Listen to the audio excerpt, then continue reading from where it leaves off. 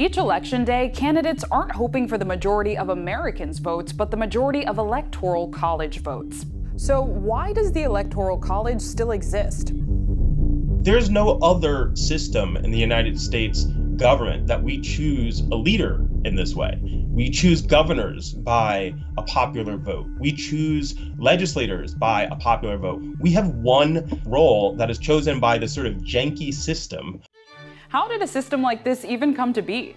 The way that we got the Electoral College was sort of haphazard. At the Constitutional Convention, one bump that they hit was how we were going to choose an executive. And there was the idea that there would be a direct election, and most of the framers were not down with this sort of populism at that point. And the other sort of chief contender was that Congress would choose, but they were afraid that the executive would be some sort of lackey. So they came up with this compromise, intermediaries based on a state's number of seats in Congress. Today, these members are chosen by the Democratic or Republican Party leaders in each state.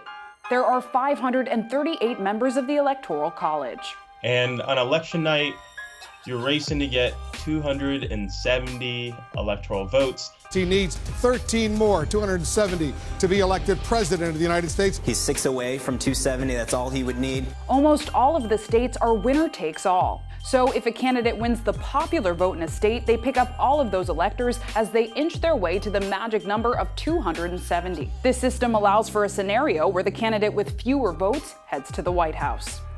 So why is the Electoral College still around? It's hard to change. It's hard to change the Constitution.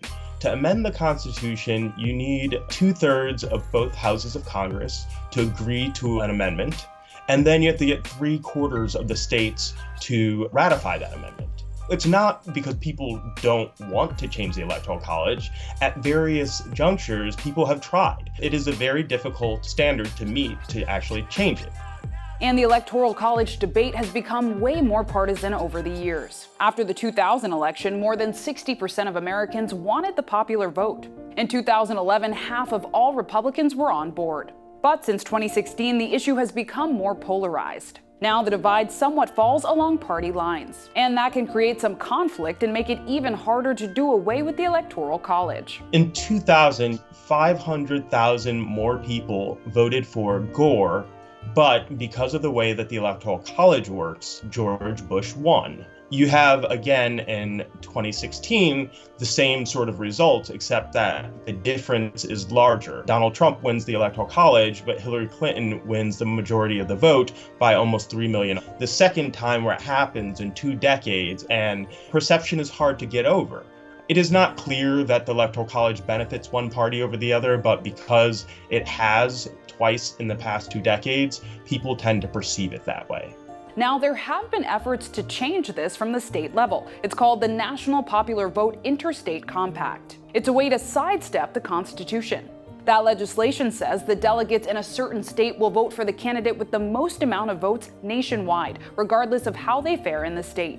A majority of people support the national popular vote. 15 states and D.C. have signed on to this, but it still has a ways to go to have 270 electors bound to it.